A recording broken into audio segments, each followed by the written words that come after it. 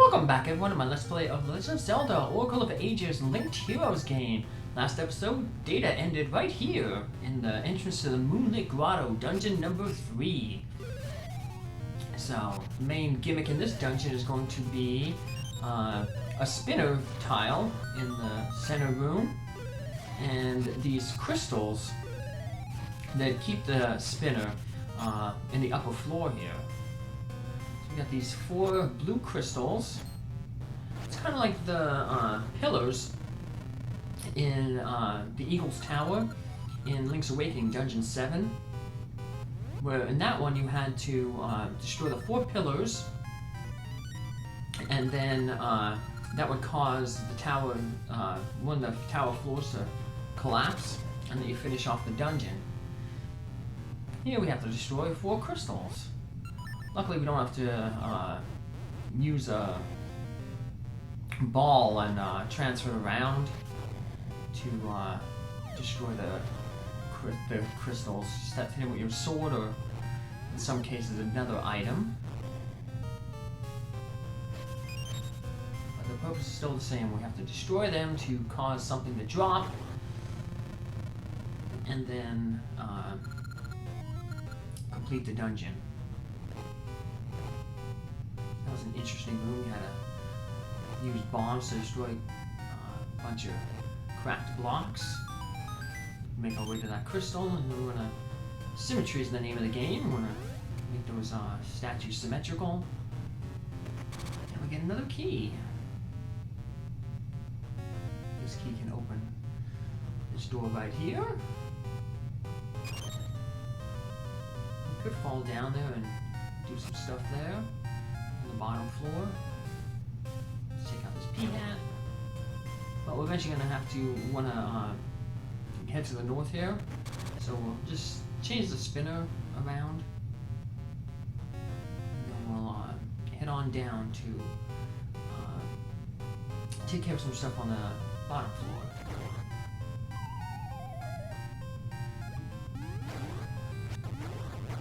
Ambush room right there. A little warm here. Not too bad running right there. We can just hit him with our sword. But we're going to have to defeat him again when we go back into that room. And since you don't have a projectile weapon, we'll have to just throw bombs at him. You can also throw bombs at those Pole's voices. But since we have the Harbor of Ages and they don't like music, we can just play the harp. And that destroys them. Couldn't do that until we got one of the flutes in Seasons.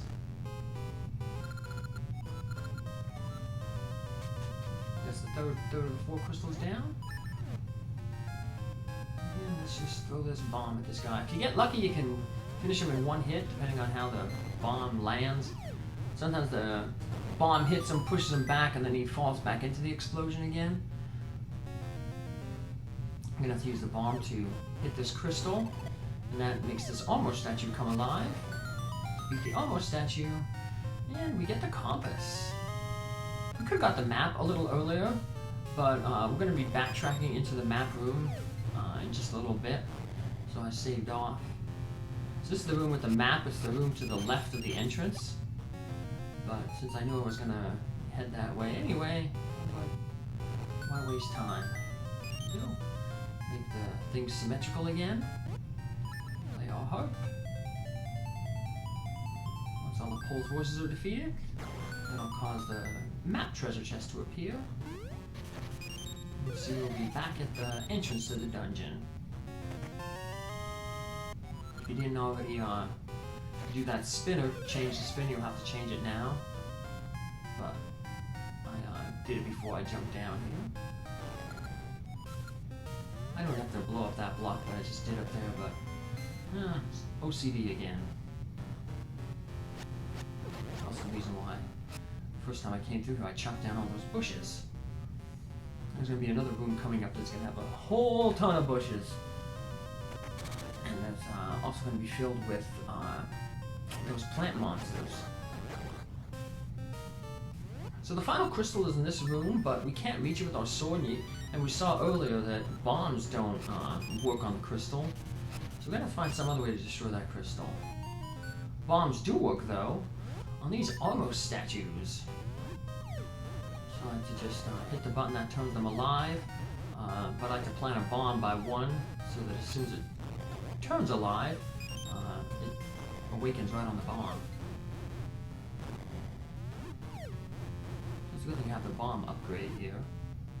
So, new bombs spawn on those spawn from the bushes, room to the west here. So if you run out, yeah, there's the crystal. So we can't reach it, but those scent seeds kind of provide a little bit of an idea of what we need to do. I just need to avoid these floors. Not doing a very good job. One way to avoid the floors is just hide in the corner and pull out your shield. Anything that hits you directly on is just going to smash against the shield, and you'll be safe. You could time it and swing and hit the blocks as they come towards you. So there's that room, like I said, that has a lot of grass in it. Also going to have a lot of those monsters that hide under the grass. They're just going to sneak out and try to ambush us.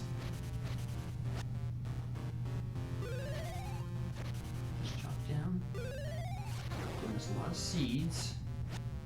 We're going to need those seeds because the item in this dungeon is going to be our first projectile weapon, the seed shooter.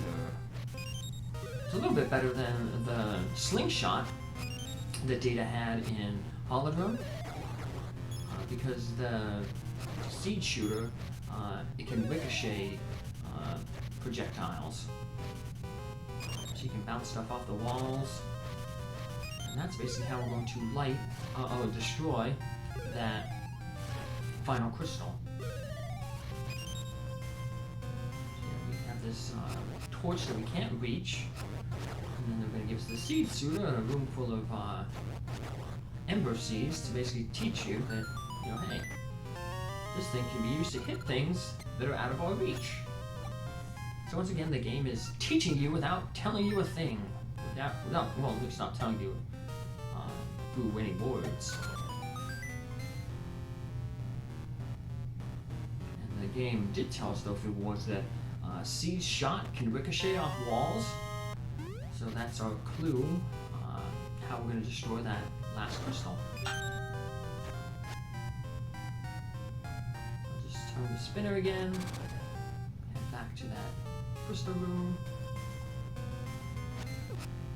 And then once the 4 crystals are destroyed, that room where the spinner is going to change, because the spinner is going to fall down and end up in the basement.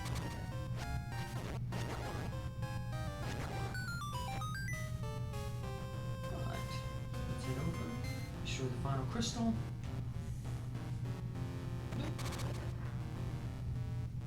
Just watch for the likes, don't want them to eat your shield.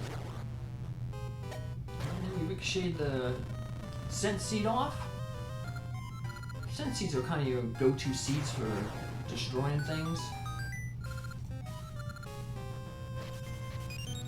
Mystery seeds can have different effects. Ember seeds just light stuff on fire. Gale seeds can teleport things away. And the Pegasus seeds obviously ain't gonna do anything. Alright, so the first floor completed. Fall down. Now the spinner room is going to be over to the right here. Before, if you came here, there was it was just an empty hole in the center where the spinner is. Got to ricochet some ember seeds off the walls here to cross this hole to light these torches. Kind of close. So close. Here we go. Not great at angles. Speaking of angles, we all know that prettiest angles are less than 90 degrees. Because they're cute ones. That's terrible. Alright. Let's head on up. I'm gonna bet you have to do some more spinner manipulation. A little bit. Get the big boss key. Before we fight the big boss and get the boss key, I'm gonna have to fight the mini boss. That's why I have my shovel out. Because the mini boss is this mole. He's kind of like the mini boss in Seasons, Dungeon 3. That one was those squids that they couldn't be hurt while in water, so you had to get him out of the water. And the mole is similar. He can't be hurt while he's in the ground. You just got to get him out of the ground somehow. And then we can finish him off. Red Ring makes short work of him. There's the boss room over there. I'm gonna have to revisit this room, but on the other side. Because we're gonna have to manipulate the spinner here to get to the boss key. Now the boss key is over to the right, so we're gonna have to get back to that spinner and approach it from the top. And we'll do that by going up this side of the dungeon. When you get to this side of the dungeon, you might want to just finish off the P-hats.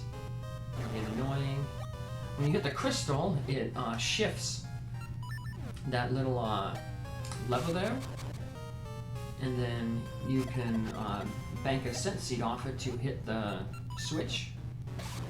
And that manipulates different bridges to get us through the room.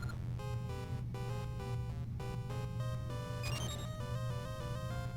we can use the seeds also to hit the switch. There we go. Changes the lever, hit the switch.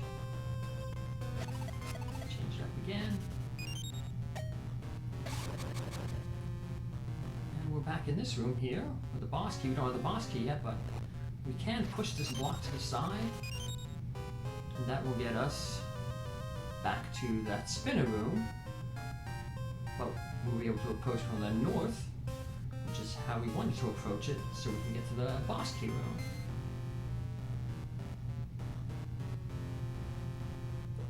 There we go. We have another puzzle here with ricocheting seeds. Step on the button that rotates the stuff. Step on it again, and then hold it. While on the button, shoot your set seed. And that takes us right up here to the boss key. And the good thing is, most of the time when you push a block and then you leave the room, the block resets to its default position. But I guess to prevent some backtracking, the game is nice and it doesn't return this block over here. It must be specially coded to its original position, so we can easily backtrack to boss. It can be kind of tricky. Hi. You cannot see who I am, for I am your shadow. Oh. Maybe we can just hide in the lower left corner and just stab at the shadow's knees. That was how you easily defeated the shadow in Zelda 2. Just stay in the corner. Now the shadow, this one here, if you try to face him while he's in his like human form, I guess you'd call it, he just turns away. So to defeat him, you have to ricochet shots back at him off the wall. If you run into low on seeds, those bats that he summons can drop seeds. I'm doing really poorly on this fight.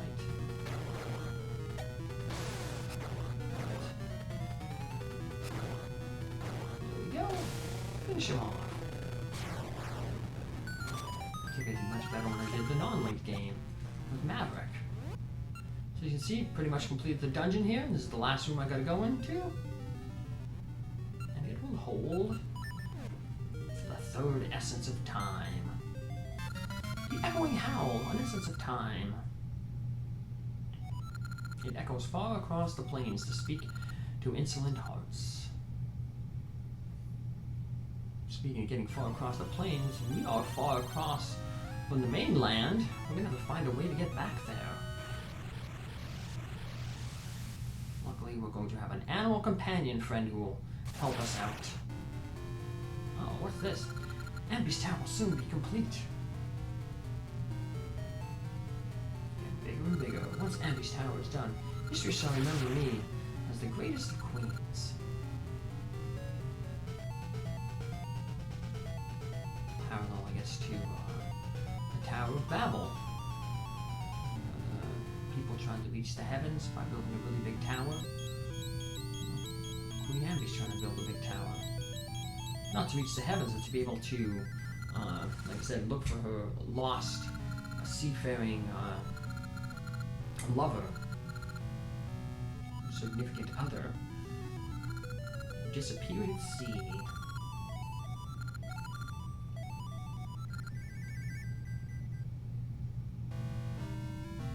Varen, though, she wants the tower because apparently if she reaches the heavens, she'll unlock more magic. This huge fish washes ashore. It looks fresh and tasty. Red fish is a very exciting flavor. We found this red fish. We're dying to savor its exciting flavor. Hey, what are those red seeds you have? Ember seeds? What an exciting name. Will you trade ember seeds for our fish? No. I guess this red fish will have to do. And we're of course going to trade. The interesting thing is here is we trade them 2 ember seeds, but it only takes 1 out of our bag. So we go from 43 to 42, but each of the tokay got an ember seed. I guess ember seeds are really spicy. Oh, so I'll see. Now, Dimitri, I can swim in the sea. Are you going somewhere? I can give you a ride. Yes, we are.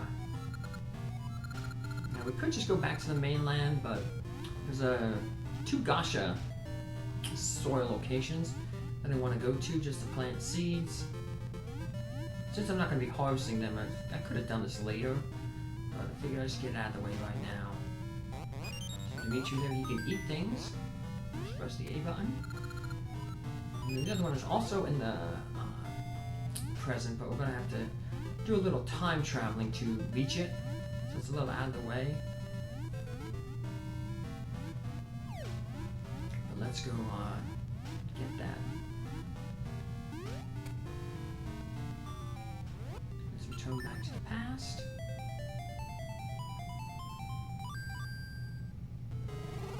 Go. And we have to loop kind of all the way around the entire island. Over to the tokay with south of the trading hut, and then we'll jump back into the present. Let's talk with the seed guy here, see how he's doing. After a long time, there will be a grand century seed here. And there will be. We know that because that's where we got our scent seeds from. Now we can go back into the present.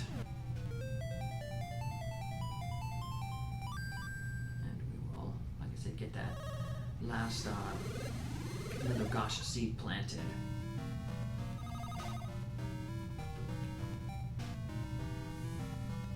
So let's head on over here. Up these vines. And the Gasha seed location is going to be underneath that rock there. This is really annoying. It's really out of the way. You figure it'd have a really good reward, but I think it's only like level 2 and level 3. You can get level 2, level 3 rings, so you can't even get like the heart piece there. Kind of annoying, but yeah, well. Let's skedoodle out of here.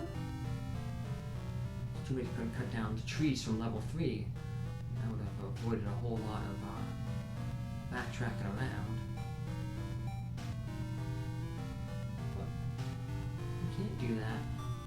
Just go back into the past. And we'll have to travel through the past island, get back to the present island so we can get back to Dimitri. but we'll save that for the next episode because pretty much running out of time here. So take care, thanks for following along, and hope to see you in the next episode where Data finally gets off this island. Take care. Bye.